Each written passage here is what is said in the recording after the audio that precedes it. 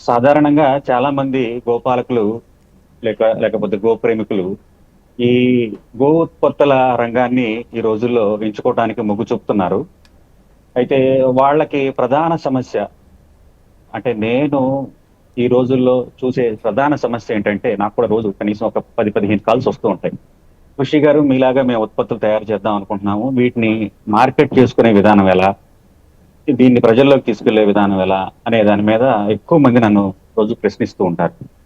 అయితే ఇందులో ప్రధానంగా మనం గమనించాల్సింది ఏంటంటే ఈ ఉత్పత్తి మంచి ఉత్పత్తికి కోసం ప్రజలు వెంపర్లాడుతున్నారు. మంచి ఉత్పత్తి ఎక్కడ ఉందో తెలుసుకుని దాన్ని కొనుక్కునే పరిస్థితి ఈ కరోనా తర్వాత ప్రజల్లో మనం చూస్తూ ఉన్నాం.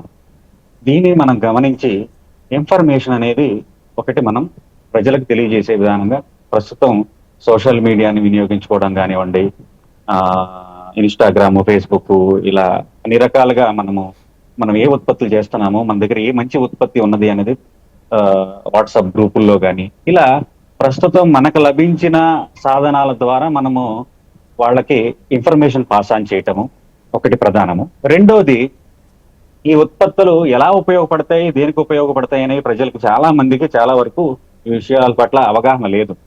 కాబట్టి కంటిన్యూస్ గా అవేర్నెస్ ప్రోగ్రామ్స్ జరుగుతూ ఉండాలి.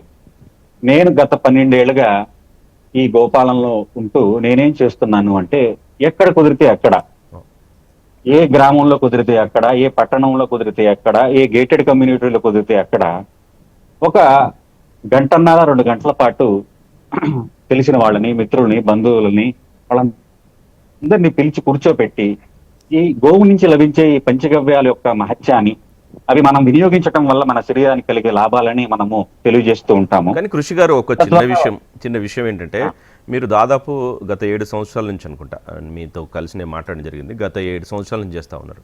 సో ఈ క్రమంలో అన్ని సంవత్సరాల నుంచి మీరు చేస్తూనే ఉన్నారు. కాకపోతే ఇక్కడ ప్రజలకు అనుకున్నంత అవగాహన రావట్లేదు. అంటే ప్రకృతి సిద్ధంగా, పర్యావరణ హితంగా చాలా ఉపయోగపడతాయి జనరల్గా మనం మాట్లాడుకుంటే.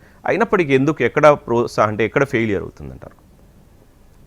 ఒకటి ప్రస్తుతము మనందరము ఆవుతో డిస్కనెక్ట్ అవటం ఒకటి. అసలు పంచగవ్యాలు అనే పదానికి అర్థం తెలియని ప్రజలు చాలా మంది ఉన్నారు. ఒకటి డిస్కనెక్షన్ అనే గ్యాప్ ని మనం ఫిల్ చేయడానికి చాలా మంది అనేక మంది పనిచేస్తున్నారు. ఈరోజు సమాజంలో కొంత అవేర్నెస్ కూడా పెరిగింది. మీరన్నట్టు ప్రజల్లోకి ఈ పంచగవ్యాలు, ఈ గోవు ప్రయోజనాలు మనం తీసుకెళ్ళాలి అంటే ఖచ్చితంగా కంటిన్యూస్ గా ప్యారలల్ గా ఉత్పత్తి జరుగుతూ ఉండాలి, అలాగే ప్రచారం జరుగుతూ ఉండాలి. నేను ఎప్పుడు నా ట్రైనింగ్ ప్రోగ్రామ్ లో గోపాలకులకు నేను చెప్పేది ఏంటి అంటే సెల్లింగ్ కన్నా మనం టెల్లింగ్ కి చాలా ఇంపార్టెంట్ ఇవ్వాలి. More you tell then more you sell. ఎంత పంచగవ్యాల గురించి మనము ప్రజల్లోకి వాటి విశిష్టత గురించి అవగాహన కలగజేస్తే అంత తొందరగా వాళ్ళు వినియోగదారులుగా మారి పరోక్షంగా గోరక్షణలో వాళ్ళు భాగస్వాములు అవుతారనేది నా భావన.